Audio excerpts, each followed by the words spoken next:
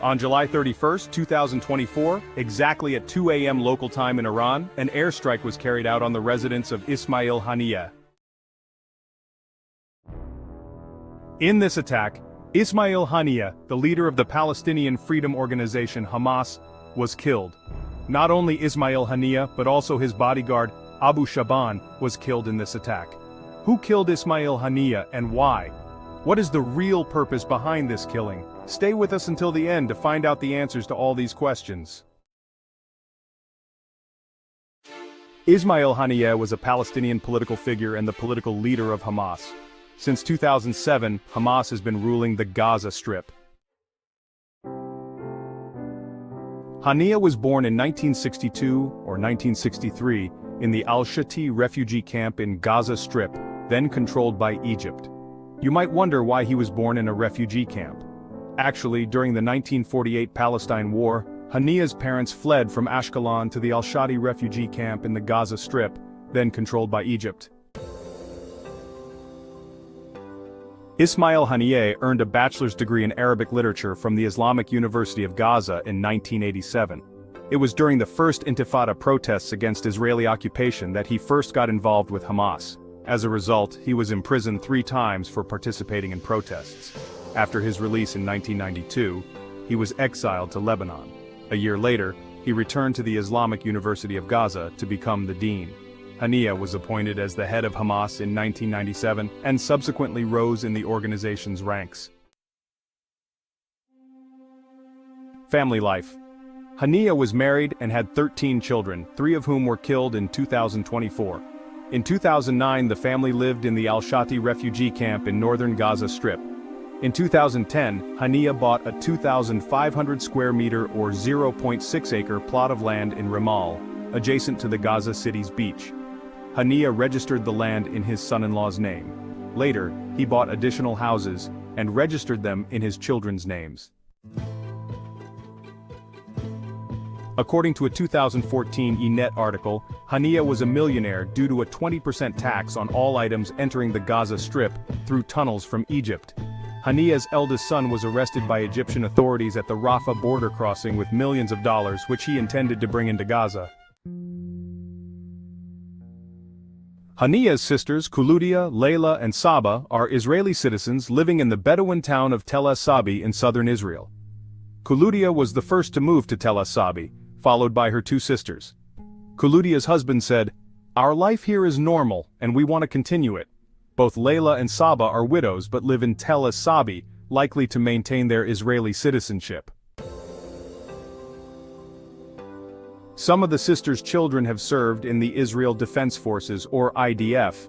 In early 2012, Israeli authorities granted Haniyeh's sister Suhaila Abdel Salam Ahmed Haniyeh and her critically ill husband permission to travel for emergency heart treatment that Gaza hospitals could not provide.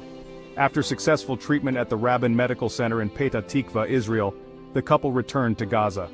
In November 2013, Haniyeh's granddaughter was treated at an Israeli hospital, and in June 2014, his mother-in-law received treatment at an Israeli hospital.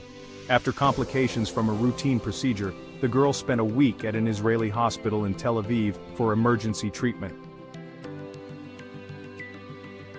In September 2016, Haniyeh left Gaza with his wife and 2 sons for the annual pilgrimage to Mecca, known as Hajj.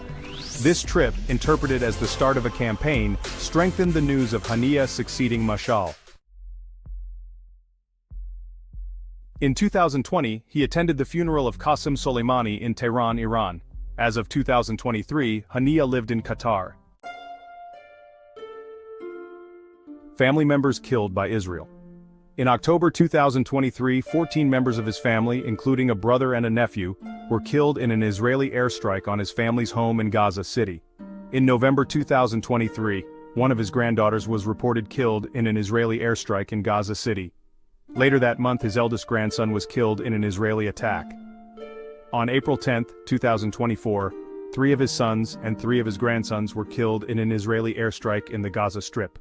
On June 25, 2024, 10 members of his family, including his 80-year-old sister, were killed in an Israeli airstrike on the Al-Shati refugee camp. Who killed Ismail Haniyeh and why? On October 7, 2023, 3,000 fighters from Hamas and other armed groups attacked Israel. Hamas and other armed groups named this attack Operation Al-Aqsa Flood.